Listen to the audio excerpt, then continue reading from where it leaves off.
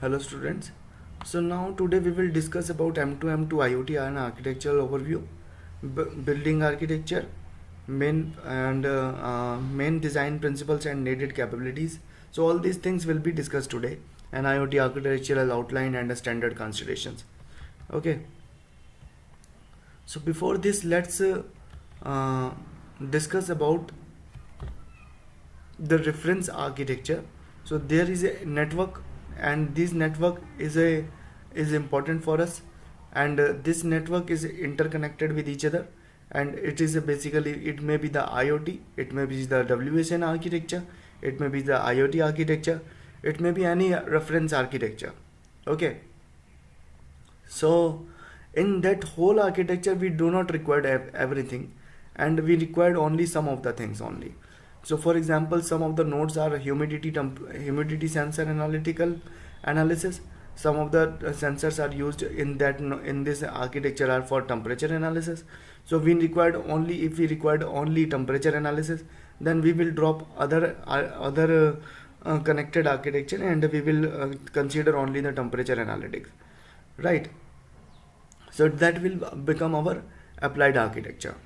In the next case, we need to develop this type of architecture, and then we need to provide some system solution for that case. Okay. So that is a reference architecture to a system solution. So here you will find some M2M2 IoT and architectural overview. So here you will find building an architecture.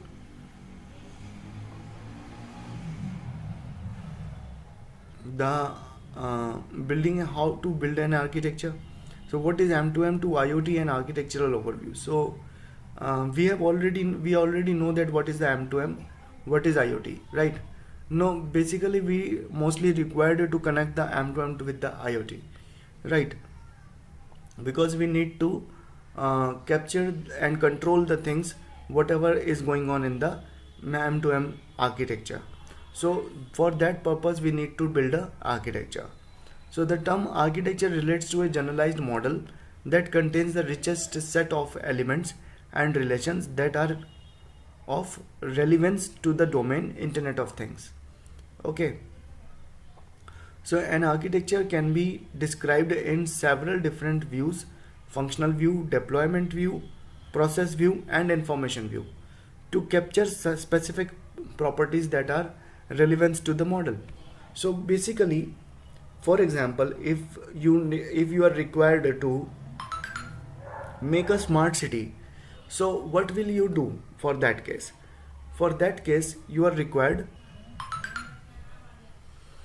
for that case you are required a functional view, that how will you develop the all the models and all the required things. What are the e-governance things, how the transportation of the city works, how the you can say the general civil services works over there, how the water system works, how the electricity system works. So these type of the systems, you will find that how these things works actually, how the movement of the people works, what are the what are the places on that particular city which are used for the visitors, and you can say travelers. So for in point of view, by keeping that in your mind, you will make a functional view of it, right? Then you will have to develop a deployment view, that how will you deploy all the architecture in the field. Next you will have to find that what is the process view of it, right? Then at the process view you will need to define that how the process can be accomplished over there. Okay. How the system will come in process, and how it will work. Next is information view.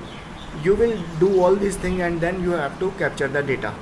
Then after capturing the data, how will you utilize this data for your relevant purpose, right? So these all things are for the building and architecture for the M2M to IoT architecture, right?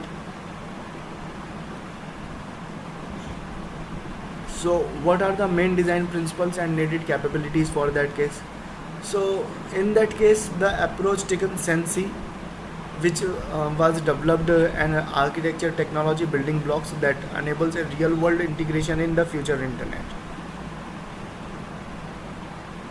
Okay, so there are many architecture. Basically, I will not say that it may be only Sensi. There are many architecture. There is a Google Cloud. There is a AWS and cloud. There is IBM cloud. There are many clouds which works on that principles, right?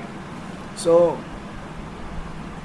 uh, it is a design basic principle, main design principles and needed capabilities. That slide is for that case. So the telecommunication industries meanwhile has focused on designing a common service core for supporting various M2M applications. So there are many things in the world which has the M2M communication.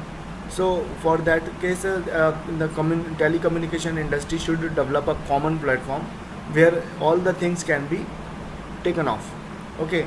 So in the next case we will find the approach taken in a IoT architecture differs from the two approaches above in the sense that instead of defining a single architecture, a reference architecture is created, capturing that in what the IoT architecture refers to a architectural reference model. Okay. So in spite of these two things, in the first case you are developing a real world integration in the future internet. In the next case you are developing a model for the common model for the M2M architecture. The IoT basically join all these things and it provides you everything on a single platform. Next is your design for reuse of the deployment IoT resources across application domains. So it is important because many time it happens that one type of architecture cannot be used for the another type of the architecture. So it should not happen. For example, if you want to use any architecture for the home automation, you cannot use it for the industrial automation. So you can say that there is no any standard deployment of this type of the architectures, and there is no any standard IoT architecture by which is very problematic case right now, and we don't have any type of the single uses architecture where we can use it. Okay, even if you want to use the IoT architecture for simple home, then you will find a lot of things and you cannot generate a very single and implementable architecture over there. So it is a very problematic case, and whatever the cases are available in the market, and these cases are very tough in nature, and no everyone can use them. Only the engineers can do it, and engineers can deploy the things. It is a problematic case. So the things must be like that everyone can utilize them and everyone can find it that what are the possibilities for that case. So there are many things or other things also designed for different abstraction levels that hide underlying complexities and heterogeneities, designed for sensing and actors acting on the different roles of providing and using service across different business domains and value chains. So these things are important. So one is for in my view, trust, security and privacy, it is also important thing which need to be discussed, and scalability. So today if you are going to start a business today in a IoT domain, so that may possible that only a few people like your product, but after 1 year your scalability may be increased, your production may be increased from 10 to 1 lakh devices, right, per annum. So for that case your system must be scalable. So for the scalable system, what are your plans? So that is important for us. What should be the performance? So if the scalability will increase, that what should be the performance of the system, and what is the effectiveness of the system. Another thing is the evaluability. So are you able to evaluate such kind of huge system or not? Heterogeneity. So lot of architecture should be available over there, and must be accomplished by this complete system. So simplicity of the integration. and design of simplicity of management. So the I have already told you that there are many things to implement in the IoT because of it's a wide range of the applications. So there must be simplicity of management.